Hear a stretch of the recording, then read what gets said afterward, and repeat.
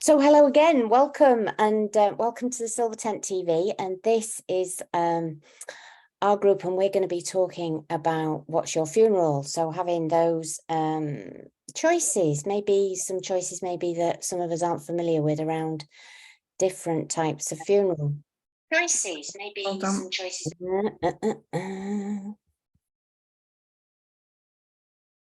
Did you hear that? I don't know if it's stopped. Anyway, we'll see. So, before we go any further, can I introduce the panel members? And if Deborah, would you like to say who you are and where you are and what you enjoy doing? Yeah, sure. So I'm Deborah Sophia Magdalene, the Frequency Alchemist. I help people to be the best versions of themselves, to raise the frequency and raise the game. Because when we raise our vibration, we attract so much more in life that we want to do. I work with frequency technology, I work with essential oils, and I run a house and pet sitting business called Hugs House and Pet Sitting Service, which I've done for the last 6 years. And I absolutely love living a nomadic lifestyle. I've lived this lifestyle now for 12 years, and I just love traveling and being in nature and hanging out with people. That's me in a nutshell. Yeah, thanks, Deborah. How about you, Caroline?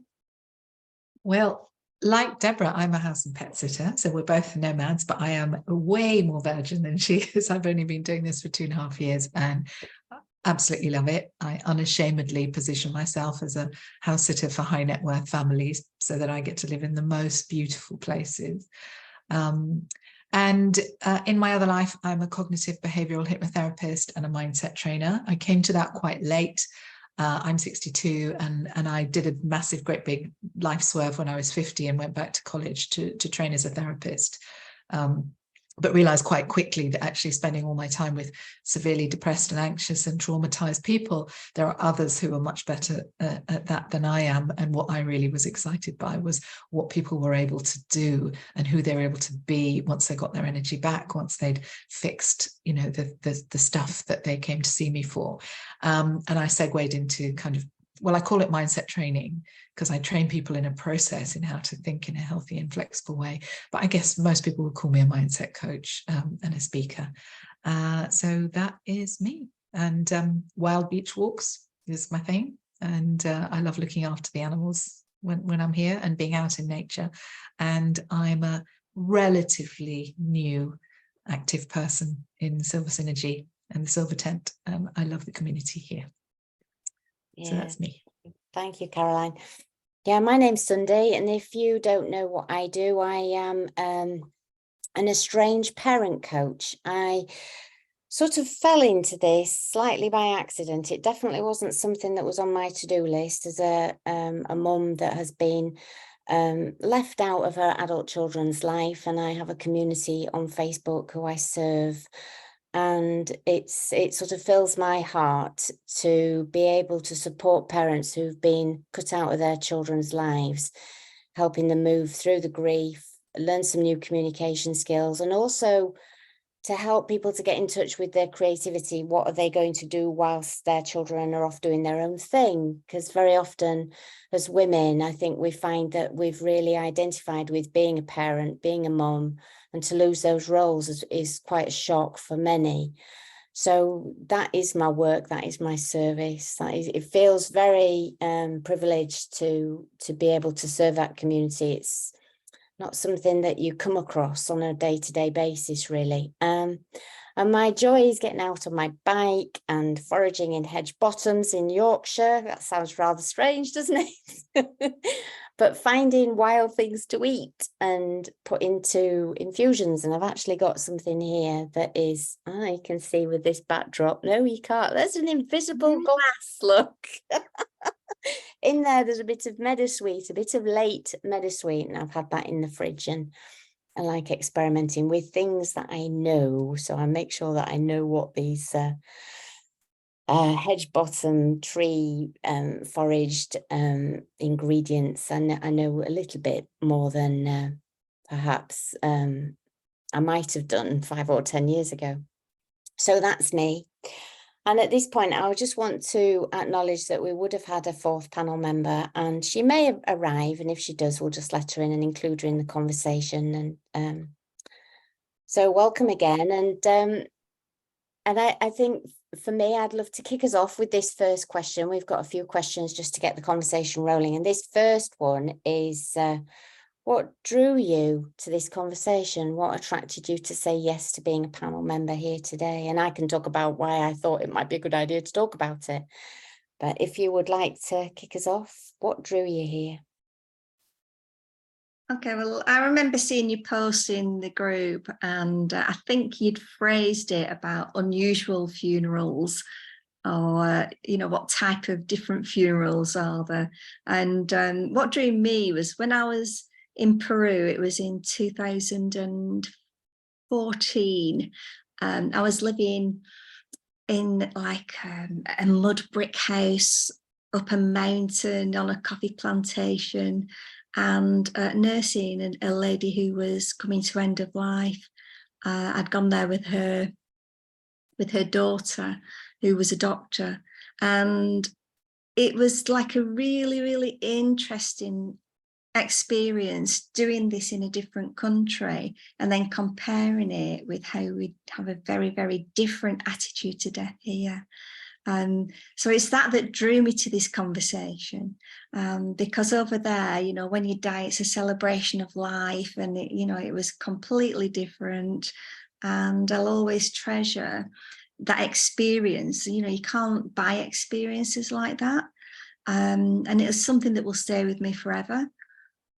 And I, like being in the silver tent. We've had silver sisters that have passed over. We've got family members that have passed over, and I think coming to end of life is such an important topic to plan when you're actually younger. So it's that drew me to this conversation. Thank you, Deborah. Yeah. How about you, Caroline? Well, for me, there was a post in the Silver Tent that was a discussion. I can't remember exactly what it was about, but it's something that's been very front of mind for me because my parents are in their mid to late 80s, and it's a conversation that I'm having with them right now. And it's a conversation that my father has not wanted to have. He will not discuss anything to do with, the next part of his life and the end of his life. And my dad kind of, when he retired from the Foreign Office, he read a statistic. This is when retirement age was 60, and he read a statistic that most Foreign Office retirees die within 18 months. So he was kind of holding his breath for about 5 years, just waiting to die. And then when he got to 65 and he was still alive, it was like, oh, I better live then. But I've been trying to have the conversation with them, and he was incredibly resistant to it. Mm-hmm. And I've approached it in a different way now, because I realized that I've lost my fear of end of life, and I'm really interested now in how we honor it and how we prepare for it and how it's part of life. So it all came at the right time for me. It came at a time when I'm thinking about it anyway. I'm trying to guide and help others to reflect on their end of life. So when Sunday, when you said, why don't we do this? I thought, yeah, I'm in. Yeah, great. Thank you. Yeah, because it's not, in my experience, it's not something that people have openly talked about, even though I'm from a particular farming background, death was all around us. We never talked about human death really. And so what inspired me to say, how about this? Let's talk about this was, I'm curious about this. I'm also curious about my approach to it. There's some days where I'm really scared about what's next, and then there's others days where I think, yes, it is the next adventure. And I think it was a Harry Potter lady, can't remember her name, who said death, but to the enlightened, death is the next adventure. And also the learning around soul work, and I'm not sure what's next, but there is something for me, I think, around the fact that I would like to honor. I get the sense that we leave our bodies, and I like the idea of honoring this vessel that I've lived in, to have it wrapped in some sort of ceremonial shroud, and to be taken or into some space where it feels very sacred. You know, I'm interested in the sacredness of it. And in a couple of weeks' time, I'm doing another call like this, which is around rituals and ceremonies, which sort of ties in with this, you know. And I watched, I mean, you know, both my parents have died, and my dad had a very traditional, well, I say traditional, but it was unusual in that he came home and he laid in state, as I like to think of it, in the room that he'd spent most of his life in, the front room at the farm. And it was interesting how it went cold in there, and decorations appeared from people who came to visit him, you know. And also, I don't know much about what a wake is. You know, I don't know much about the old, you know, just recently I went to a witch revival weekend in Lancaster, and there was a Scottish woman there who talks about the Culross witches, and how in Scotland there's certain things, you know, people would be laid out on the kitchen table and you couldn't drink, you had to throw the milk away, and there were certain things like that. And I don't know any of this, you know. It's all so been hidden away, funerals, death, the whole thing around end of life. And so, as a silver sister and somebody who's interested in talking about things that people don't often talk about, I thought this would be a lovely topic to talk about, to bring it out into the open, for us to share and explore what our experiences and what we've come across in terms of funerals, and what we know about, what we've seen maybe on YouTube channels or whatever, because it pops up everywhere. I find once you have an interest in something, it seems that algorithms throw it your way, and you think, I'm not quite ready for my own yet, but I'd like to see the information. So yeah. Another question, I suppose we can lead nicely into, like, if you know, what kind of funeral would you want for yourself? Well, for me, it's I don't want to be buried. I'd rather be cremated. And then I'd like my ashes taken to maybe the top of Pendle Hill and scattered up there, because I absolutely love Pendle Hill. And it's always been very, very close to my heart. Or to have like a memorial tree, and just to be remembered that way. And you know, I've always said to my children, you know, like, death isn't the end, and it really doesn't matter where our bodies were. I don't want people going to a grave and like remembering me in that way. I'd rather them be out in nature and connect with the trees and remember me that way. So for me, it's about doing that, but also having like some sort of a ceremony. I've been thinking about music and what music would I like. And one of my funeral songs that I've chosen is Freebird by Lynyrd Skynyrd, because I used to be a biker, and I was really, really good at doing the biker dance to that. And I always used to joke with my sisters and say, you know, I'm going to teach you this dance, and when I die, you've all to do it around my coffin. Give me a good send off. So you know, I'd like to have like a celebration of leaving this physical suit and being on my next adventure. And you know, I don't have any fear of death whatsoever. In fact, when I was in the Amazon rainforest and working with the plant medicines there, you know, in one of the ceremonies, I asked to be shown what it's like to die and to have a life review, and that was life-changing. You know, and I just felt myself merge with the whole universe, and it was like, oh God, yeah, this was absolute bliss, and I could have just stayed there. It was beautiful, and it's something that will always stay with me. Oh, thank you, Deborah. That's lovely. Yeah, you reminded me. I just want to remind myself of the, you know, that I wonder, you know, like with the plant medicine, the right left hemisphere thing. I don't know if either of you have come across the Jill Bolte-Taylor video. Yeah, Dying to Be Me. She actually had a stroke, and she was a neuroscientist, and she actually observed herself having a stroke, and I think it was the left hemisphere that closed down. Go on, Deborah. Yeah, it wasn't Dying to Be Me. That was Anita Majani. It was A Stroke of Insight. That's the one. Yeah, brilliant book. Her right brain, in fact, she's done a YouTube TED talk, and her right brain came on, and she said exactly what you said, that she merged with everything. And I think maybe we get to those merging things where we realize we are just all part of everything. Some of us, I don't know, I've only had 1 or 2 occasions, and they're quite profound. But yeah, so thank you for reminding me about Jill Bolte-Taylor. If you want to have a look at that, I think that's a really good insight. It was called A Stroke of Insight. Yeah, brilliant book. I'm gonna have to look that up. Yeah. The way I think about it has changed a bit, in that funerals are for the living. You know, that when I think about it, I think about physics and energy, and how energy transmutes and changes, but it never begins and it never ends. So the energy that created us, the act of, you know, procreation that created us, and the energy that we live with, that passes through us, that keeps us alive, when we die, and that we take that final breath and our brain stems cease to function, it's only physical.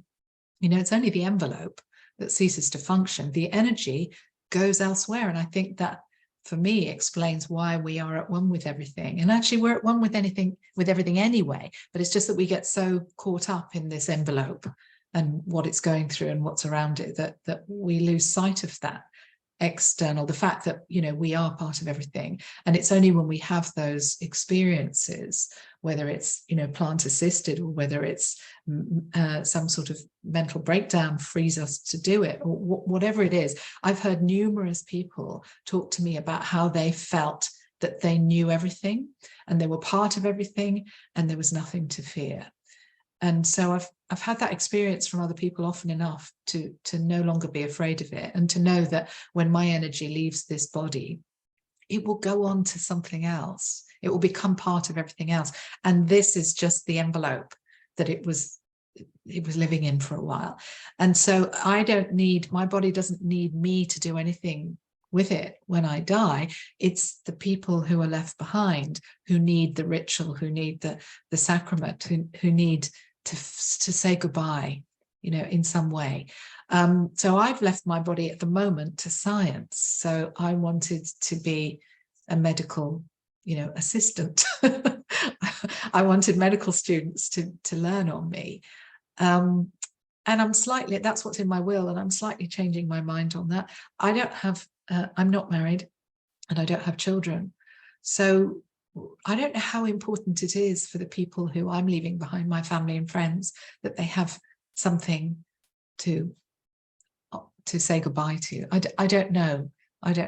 So at the moment, I'm still leaving myself to science, but I'm also really a little bit in love with the idea of becoming a tree. You know, a friend of mine who lost her husband, the love of her life, who she met when she was 60, and they had 5 amazing years together, and then he became ill. He's part of a bluebell wood, and his funeral was completely unorthodox, and he arrived in a box that was zebra painted, because he was in love with an African adventure he'd had when he was young. And the whole thing just was so full of smiles, and he is now part of the bluebell wood. And there's something about the romance of that is really appealing as well. So I haven't made my final decision yet, but it's not for me. You know, I'll have done with this. And when a cousin of mine died far too young a few years ago, and his sister and brother had to go and identify him, he died alone of a heart attack, and they had to go and identify him. And his sister just said, "That's not him. He's not there anymore. You know, he's not there anymore. It's okay." And it was just this really profound sense of the fact that he'd left, and whatever was his remains weren't him. They were just the envelope that he inhabited while he was on this planet. So that's kind of where I know I haven't really answered the question properly, but I'm still in two minds as to whether I go to medical students to help them learn, or I become part of a Blue Bell would. Can I just come in there? Because my mum died 5-6 years ago, and she donated her body to medical science. And the reason that she did that was that when my niece was a baby, she needed a liver transplant. And that was my mum's way of saying thank you, because the doctors do need bodies to practice on. Yes, they do. But for us, it was really, really hard. Because it prolongs the grieving process. Yes. I found it really challenging, because although you know that that's not your mum, like we had these horrible visions of her lying on a table and being cut up. You know, like the imagination takes over, and it was really, really challenging. How long ago was that? 5-6 years ago. Okay. Were you given? Because I know often that after 2 or 3 years, when you've helped the students to learn, they have a ceremony and they cremate the remains and they send them back to the family. Did you get that? They were very, very honouring. It was actually Liverpool University who got the body. And we went to a ceremony at Liverpool, and it was the students who were saying thank you to the families. And explaining how they call them their patients, which I thought was really beautiful. But explaining how, you know, like the process and that they have the same patient for the duration of their training. And then after, I think it was 13 months, we had a funeral for Mum. It was just the immediate family, me, my 4 sisters, my dad, and partners. And it was at a church, well, at a ceremony was at a little graveyard actually in the Liverpool area, and the university pay for like the coffin, a basic one. They pay for the funeral as a thank you for the body donation. And so my mum and dad used to joke about, we've got the free of charge funeral plan. You know, why pay for a funeral? We've got the free of charge funeral plan. But in fact, you still do need to pay for the body to be in storage with the undertaker whilst the university comes and picks you up. And so we couldn't really grieve for Mum properly until we'd had that closure of the funeral. And now we need to go through it all again when Dad finally pops his clogs, you know, because he's doing the same. And we're thinking, oh, please, Dad, do you really want to do this? And he said, well, me and your mum had a pact, and she's gone through it. So, I need to go through it. So I thought, fair enough. It's their wishes. It's their funeral. Yeah. I think if I had children, I think I might think differently about it. So one of the reasons I made that decision is because I've got 2 brothers who I don't see a great deal of. So it's, it's up to me, really. I don't think they're going to be too bothered either way. But I really, I've really taken that on board, and I really understand that it must have been really hard for you. Do you think you have changed your view in the last 6 years since she passed away? Do you think that you might find it different with your dad? Well, we've already been through it once, so I think it would be easier the second time. We had a funeral for Mum, but without the body.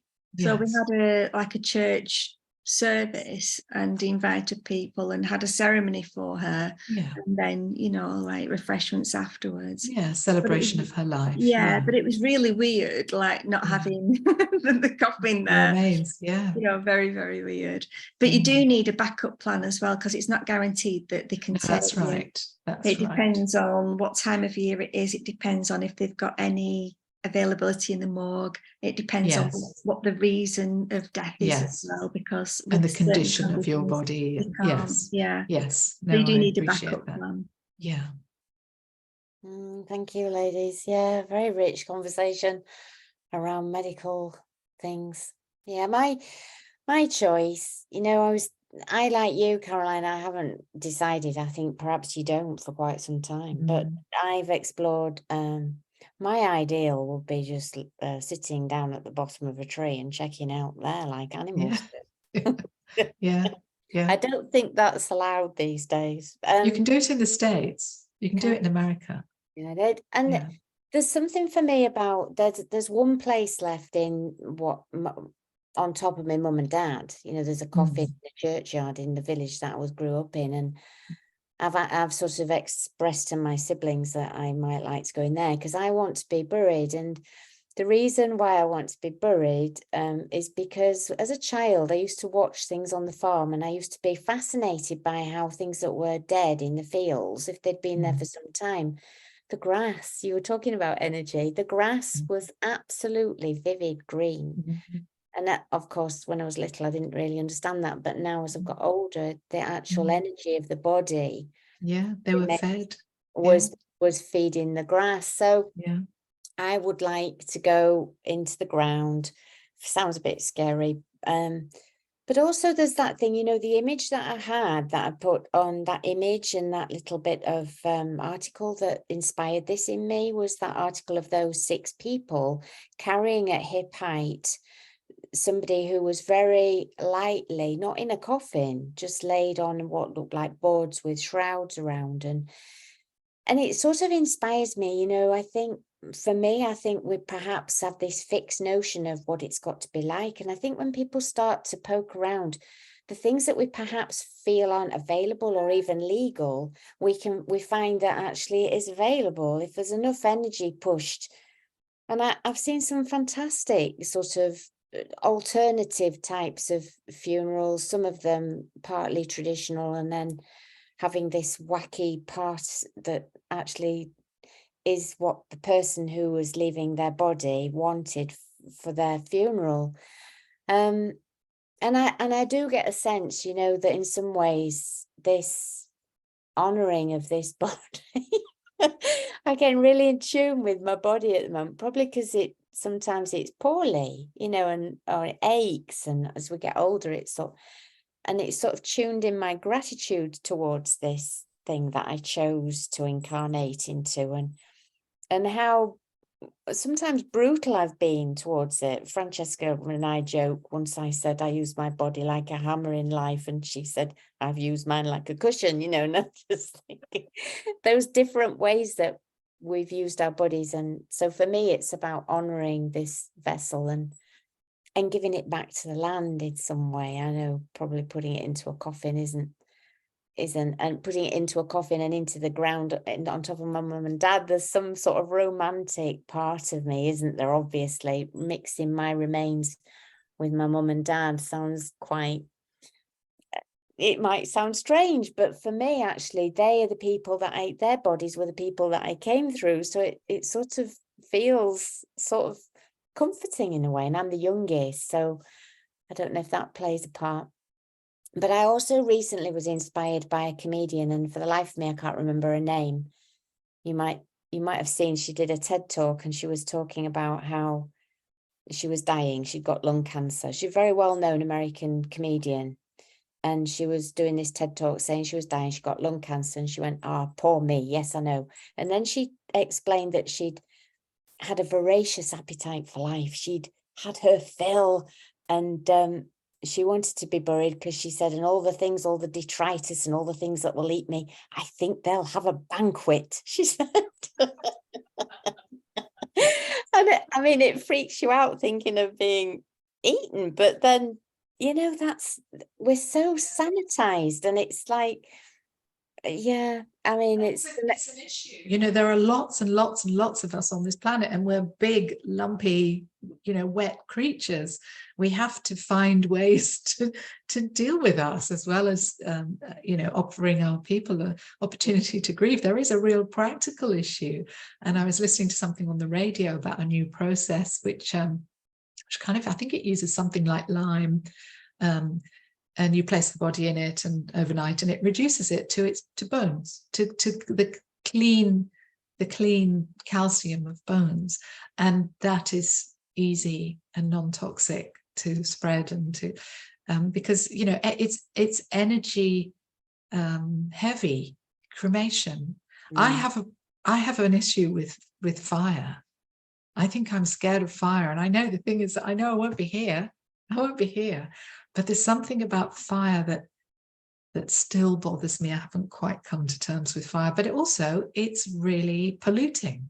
And I know that they have much cleaner, crematoria now, but it's really polluting. So I'm quite fascinated by new ways. I also came across a cryo way, a freezing way, where they freeze dry you and then you become powder, and you basically go and fertilize a field or a tree or whatever it is. And I quite like that idea as well. I don't mind the idea of being frozen, but it's I won't be here.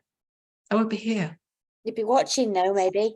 Yeah, I might be watching, and I might be amused by it. I'll be in the trees and the water and the cold to the ice that's freezing me. Because somebody said, like, just sorry, I'm butting in, but the thing that somebody said, they, like you were talking about a living funeral, like have your party before you go. And comedian said, it's a shame to be dead and hear all these lovely things said about me. Can you all say before I go? While I'm alive. I think it was you, Deborah, that talked about that. Do you want to? Yeah, well, my dad, like he's had 2 practice wakes. We've called them the Last Supper. We've all had a meal together as a rehearsal for the real thing. And champagne and toast, and then we get my dad to do a speech. It's been wonderful. Oh my goodness! We have really black humour, and we can easily talk about it, and it's good, because it opens a subject up which in a lot of households is taboo. But when you bring humour to it, it changes the whole energy. I think that's fantastic. Well, my dad, is the opposite end of the spectrum, and he wouldn't acknowledge at all that he was going to die. And, there was a real terror there. And the way I've approached that is over the last probably 18 months, 2 years, maybe a little bit longer, since I've spent more time with them during COVID, which has been such a blessing. I just talk about it quite often and really normally. And, it's starting to work, it's starting to normalize the conversation. I talk about mine. And what I've suggested is that as a family, my 2 brothers and I, and my mum and dad, we fill in a spreadsheet of our wishes. How would where would we like to be put? How would we like to go? And what would we like to, our celebrations. I don't use the word funeral. What would we like our celebration of life to be? And mine's going to be a humanist. Dad, we'll have some Church of Scotland thing. Mums will be Catholic. I don't know. My brothers haven't filled it in yet. But just so, and the way I've pitched it is that all of us, once we've filled in this thing, then we all know what each other's wishes are. We don't have to think about it anymore. We can just get on with enjoying ourselves and loving life, because the time to be making those decisions is not when somebody's passed away. That's too distressing, and having to work out and think about what somebody might want. So I just said, why don't we just all do this? I'd quite like to have, we're off to see the wizard at the end of my celebration, and I'm just trying to normalize the conversation by regularly revisiting it in a really matter-of-fact way. And with my dad, I've taken out some of the terminology that, funeral, dying, things like that. I've slightly sanitized that, I suppose. I don't know if sanitize is the right word, but I've lightened it up. I don't use those words necessarily. I talk about celebration of life. And I talk about end of life rather than death, because I think it's just the end of this part. And it is starting to work. He is starting to feel more comfortable. He doesn't leave the room when I start talking about it anymore. So we are getting there. We're halfway through our spreadsheet, which I'm relieved about. That's really good. And what you were saying before, Sundy, about, there's different ways that you can do things. I remember looking on YouTube years ago at DIY funerals, because you don't have to go through the traditional routes. You don't have to appoint an undertaker. If somebody's in the mortuary in the hospital, you can go up there, you can take a sheet and put them in the back of your car and take them somewhere. And if you've got like a farmer who has like a plot of land where people can be buried, well, you can actually, this woman actually dug the grave herself, and her mum was wrapped in a shroud, and she was filming it like as she was going along, and she created a YouTube video about how you can do it yourself. And I think when you're doing it that way, it's showing so much love and honor for that person, because I think as a society, death is too clinical in the UK. You know, when I was in South America, and Rosa died, you know, I was there when she passed over, and a daughter, being a doctor, was trying to resuscitate her as she's dying. And I just said, it's her time. It's her time to go. You know, we have to appreciate that death is a part of life, and it happens to all of us. And I think in the medical profession, they don't allow people to go naturally. And this is why it's so important that we do our own plans and people know what our wishes are. Oh, my dad begged us. He was 91. He was in the hospital. He begged us to take him home.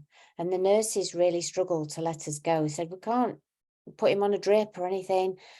But we took him home, and he died in his front room. And I remember they had end of life people coming in, and I was crying just outside the room. And this she said, why are you crying? And I said, because my dad's dying. And she said, you know what? He's doing his last job on earth, and he's doing it really well.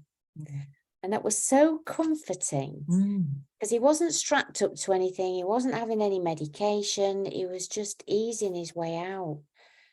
And it was very different to my mum's death, because she struggled and fought to hang on. And so there is something, you're right, Deborah, you know, it's about, there's some posts that go around on Facebook that when somebody dies, there's nothing to be done in those first few minutes after. They just sit with the body and be, because we just sort of rush into panic mode. We want to not have death. We don't want things to die, but yeah, it's very interesting. Well, the thing is, it takes like a soul time to transition. So when they take that last breath, they're still there, they're still in that transitioning phase. And the last thing you want is like calling somebody in those precious moments. You know, you want at least a few hours before you call anybody in. Yeah. I think we're even the living were very close to the veil at that time, and allowing the person to die gently and allowing ourselves to witness them dying gently. We're kind of, you know, we're on either side of a very transparent veil. And I think it's a special time that we need to honor. And you're absolutely right. You know, it shouldn't be a violent process. My father my mother has a DNR, a do not resuscitate notice. And my father was furious when he found out. And because she goes into hospital quite regularly, and he wanted everything done to save her. And she said, the thing is that if you have to be resuscitated, it means you've died. And this is an 86-year-old body, and I don't want that kind of violence done to it if I've died. And he is gradually coming round to the idea. You know, he's still terrified of his life ending, but I think he's gradually coming round to the idea that when it's time, it's time. And personally, I don't want to have that violence done to him or to my mother. I want them to be able to have that peaceful ending, and for us as their children to be able to witness that peaceful ending and to go through it with them, and to be, you know, to be on the other side of the veil with them, because those few hours, they're very brief. They won't last. So I think we need to be honored, to be present for them and to honor them. And an awful lot of people don't get that. I think the other point to plan for your own funeral is, who do you want to be around your bedside when you're dying? Yeah. And how do you want it to be? Do you want music? Do you want silence? Do you want prayers? You know, what do you want to happen? Do you just want people there to hold that space for you in silence? Because I think silence is important. That's what I would want, because like your senses will be heightened, be very acute. And if there's a lot going on in the room, that can hold you, I think, to the earthly plane. And, you know, you hear stories of people saying, it's all right, Mum, you can go now, and giving permission for them to pass on and reassuring the person who's dying that everything's okay and they can let go and be on the journey. Otherwise it can, we can hold them in this plane otherwise. Yeah, thank you for that. There's some really soft shares there. Thank you, Caroline, for your tenderness there. And I, you know, just talking about the funerals and coming back to what you were saying, Caroline, about it being for the people that are left behind. And the personality, you know, like it in a way, you know, it could be fun. I get it, Deborah, that you were having fun with your dad. And it doesn't work like that for everybody. And I suppose for me, I would love to have fun planning my funeral. My children are absent in my life at the moment, so I'm not quite sure how that's all going to play out. But I'm planning on being here for another 30 years. So there's plenty of time. And, you know, thinking about the funeral and thinking about those songs and the things that I would like. But then it's a joint decision, you know, it's like planning a wedding or or planning your having your birth plan, you know, for your baby coming through. It's a similar thing. And I know that there's people in the tent, Synergy Sisters, who are, if they're not already, there's people, death doulas, and we have Jane Duncan Rogers, who I think you've got the book, Deborah, there, that she's got this before I go. Yeah. Which I think, you know, if somebody is wanting to at least explore, I'm sure she's got lots of information on her website around those conversations, how to have them with your family, I got a box, I did some work with her, and I've got a box which was supposed to have some of my plans in it, but it's still sort of empty, but at least I've got the box. We've got some comments coming through, which Steffi's very kindly popping in, and if I could just sort of reflect these to you and just see if they inspire us a little bit more.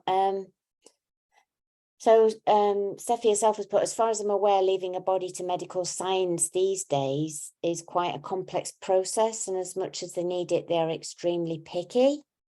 This has the potential to add to the trauma for those left behind. Thank you for that comment, Steffi. And then Gwen Atkinson, I think it's so important to share our wishes with those we wish to carry them out and to discuss them with them to ensure they are happy with that and can manage it. Yeah, there's some sort of like, is it what they want to do? These conversations are so important to have with our loved ones long beforehand. And then from Catherine, my mother had organised hers with older brother and sister who had lasting power of attorney. It was fairly traditional service and cremation, but many times when I was looking after her, she commented how she would love to be buried under a tree. So I scattered half her ashes under trees above where she had lived here. She was pleased, I know. Yeah, thank you for that, Catherine. And then a last one from Gwen. Planning and sharing our end-of-life wishes is so important, not just our funerals, but what we want as we come to the end of our days, how we want to pass. And it's strange because maybe we don't know until those final, you know, sorry, I've changed my mind, you know, I'd like it. I'd like some music, or I'd like silence, or. And I think Catherine makes a really important point there, is that, you know, we don't know how we're going to go or when or where we're going to go. It was talking about her father died in the shower at a squash club. We have no idea. I had a friend of a friend who died at the dentist, had a bad reaction to the anesthetic. So, you know, a lot of it's going to be taken out of our hands. And it is incredibly important that our wishes are known and that they are somewhere where people can access them easily. And quickly, so that, you know, we can be treated with dignity, so that people aren't scrabbling around trying to work out what to do with us and embalming us when we don't want to be, and all that sort of stuff. So yeah, I think it's a great reminder that we have no idea. We have no idea how we're going to go and when we're going to go. We just have to make it easy. Yeah. Yeah. I was talking to my son. Sorry, I interrupted you then, but I was talking to my son this week about that, you know, and I said, you're never too young to start planning, especially when you've got children and, you know, a family. And if you've got blended families, even more important. You just want to explain what a blended family is in case some people don't know. Yeah, it's where you've been married before or different partners and you've got children from previous relationships and, you know, your partner might have previous children. And so it's a blended family. And the other thing that I would say is I read an amazing book years and years ago, and it's called Your Legacy of Love by Gemini Adams. And Gemini got a Winston Churchill grant to study death and the dying and those that were left behind. And she interviewed many, many people, those that were dying and those that had been left. Those that were left, she asked them a question: would you rather have a legacy of like the house and the money, or would you rather have like something that person really wanted you to have, and with like a letter expressing how much they loved you? And that was what people wanted. They wanted some like a really heartfelt letter expressing the love. And so when we're thinking about our own funeral, it's about what can we create as our legacy for those people that we're leaving behind that will help that grief process be even easier. So like with this in mind, with my parents, I started to create a series of interviews, you know, with them at different times of their life, and have created like DVDs so that we've got that as a memory of them, you know, like talking about their life and what advice would they give and things like that. And a lovely idea. Yeah, and you know, I really love this book because it really makes you think about, you know, what is it that, how can you keep those memories alive, and what can you do to, you know, for those people that you're leaving. In this digital age, I can imagine that there's quite a lot that people will be leaving that will be accessible for people to watch. And because my dad was a singer and I managed, I don't know where it's gone, and my mum recorded lots of video cine films, so there's some visual memories of Dad and him singing. And in terms of my own legacy, you know, friend recently, both her parents have died, and her mum had really put together an absolute amazing box of information and instructions, and had left this friend of mine a beautiful letter that just, you know, to receive that from your mother, especially if you've had a bit of a wobbly time, which I would reckon that every child has had a wobbly time with their parent at some point, to receive that would be just wonderful. Yeah. So yeah, I think sort of having a memory box that you're leaving behind would a box of delights. I remember when I was in Glastonbury and I was looking after a lady who was in her 90s, and she wanted to simplify all the paperwork and get rid of everything in the house to make it really, really easy for her daughter to, you know, when she passed over, to like a clearing process, a death clearing process. And I remember like going through like all the jewelry and everything and saying, well, what do you want to happen to these, and who do you want it to go to? And she had grandchildren, and so what we did is made up little parcels and put notes in who they were for, and with a little note from her, you know, to say, you know, I love you, so that those were all ready. So it was easy for when she passed over, for them to go to who she wanted, and so everybody had a reminder of her. There are some amazing such stories. a lovely thing to do. Yeah. There are some amazing stories around. A friend who was dying of cancer, she invited everybody around to her house to pick something that they wanted to take out of the house. And then she gave the instructions that everybody's to go and have a fish and chip supper together after the funeral, to a place where the owners of the fish and chip shop knew them, and you know, and those different ways of celebrating somebody's life when they've gone. Yeah, sorry, Caroline, what were you going to say? Well, one thing that's so important, and Jane Duncan Rogers is brilliant at this, is that we make things as easy as possible for people when we've gone.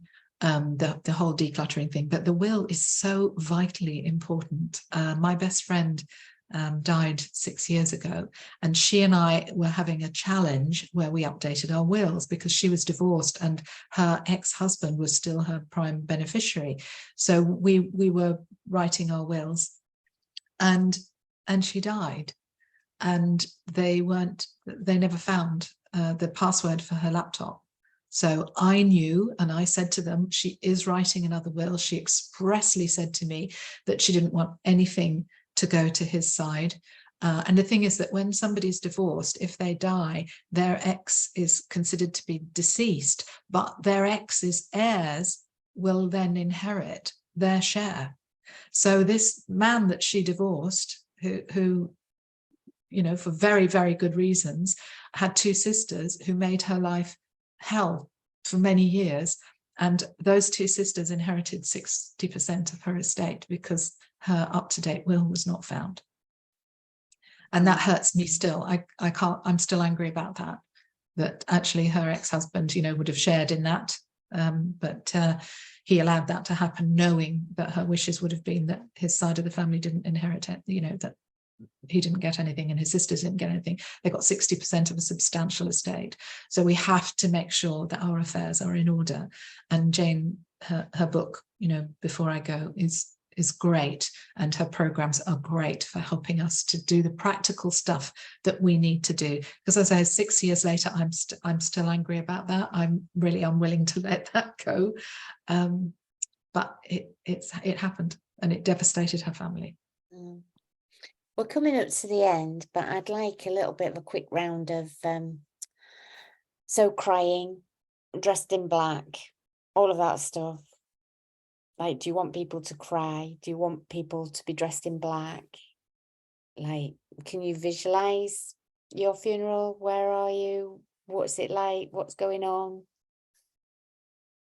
Well, for me, I think crying is a natural part of grief, and we can't say we don't want people to cry. You know, you naturally feel sad when somebody passes over, but at the same time, like when my ex-husband died, I felt really, really sad that he passed, but I also felt this joy for him because I knew that he was part of everything. So you can actually feel both emotions at the same time. And I think it's so important to allow ourselves and others to express our emotions freely and not try and damp them down, because otherwise they get trapped in the tissue in the body and manifest later on as illness. So I encourage people to, whatever emotion comes up, to let it flow. I agree. I'd like to do a video while I'm still well and healthy, so that I'm kind of there. But mine, I would just like it to be really a celebration. And if it's emotional, it's emotional. But as I say, I'd quite like to, you know, we're off to see the wizard. I'd quite like people to just enjoy remembering the times that we've had together and all the different contexts of my life. But as you say, Deborah, you know, I think that tears and grieving are part of that, are a really important part of that.